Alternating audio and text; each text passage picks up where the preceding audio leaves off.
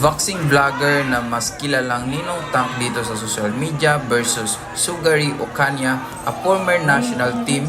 Tara, panoorin natin ang mainit na bakbakan.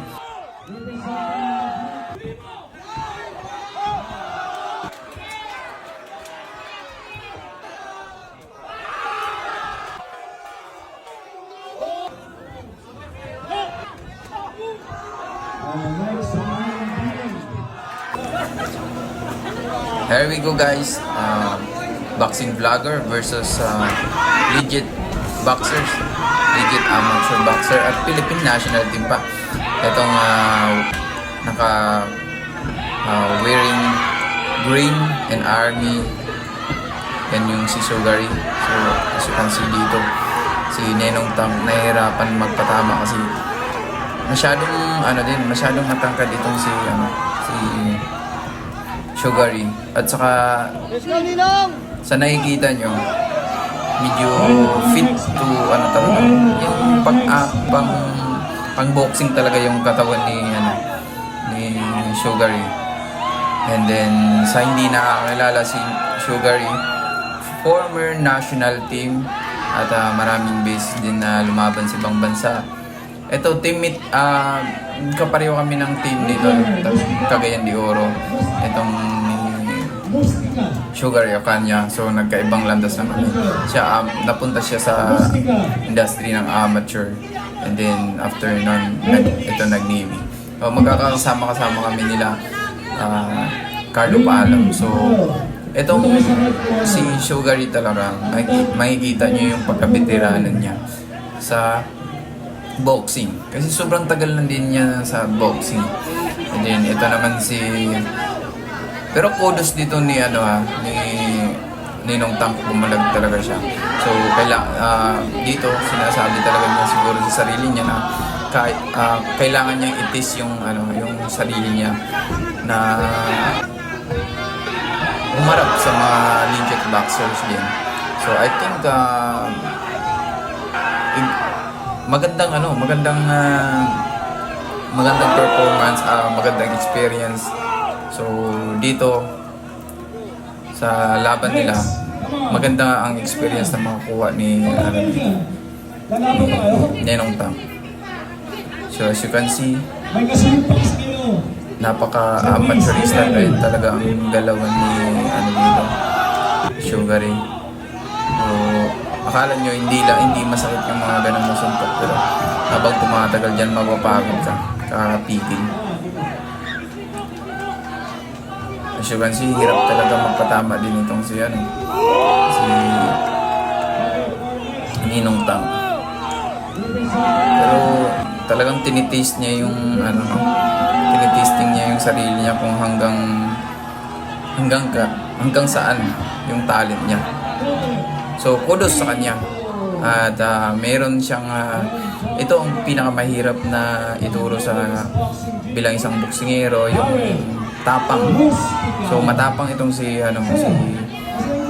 Ninong Tank. Napapansin ko itong si Ninong Tank nito lang din nagbo-boxing to. So hindi kagaya kay Sugary na mula bata pa din talaga. At may kapatid din to sa nagiging army na din ngayon. So si Ocaña din yung pangalan niya, and then nagiging professional professional boxer. So undefeated din yun si Ocaña. Pero mas pinili nila yung magiging army. At syempre mas maganda doon, stable na yung sahod nila sa boxing kasi negosyo yun sa boxing.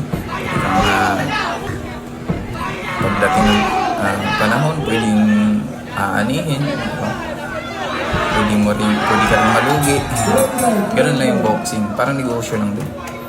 So nagtapos yung round nila at hirap din talagang hirap niyang patamaan.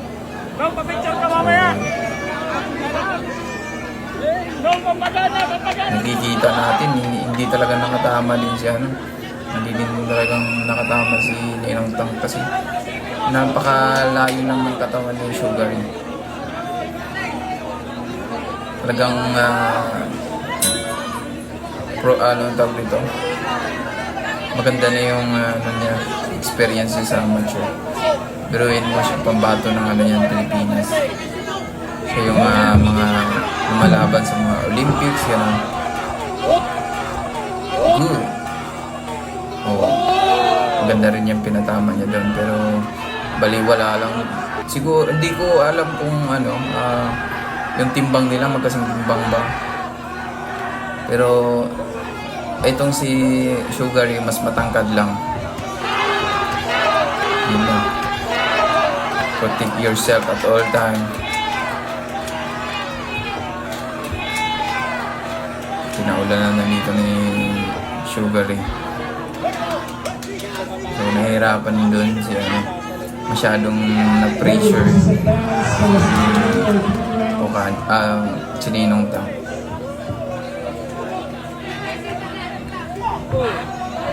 Hirap din talaga siyang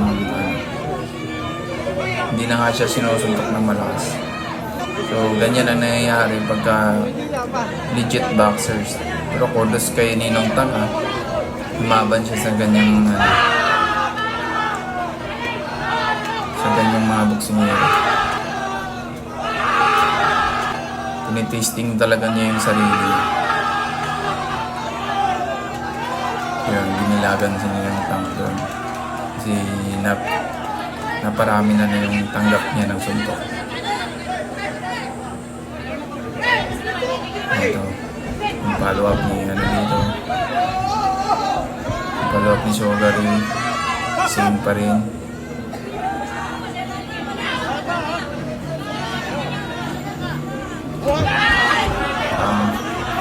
Pinapaulanan lang. Wala nang ganti. Pagdating sa amateur fight na yan, ano na yan, inihinto na pagkaganyan.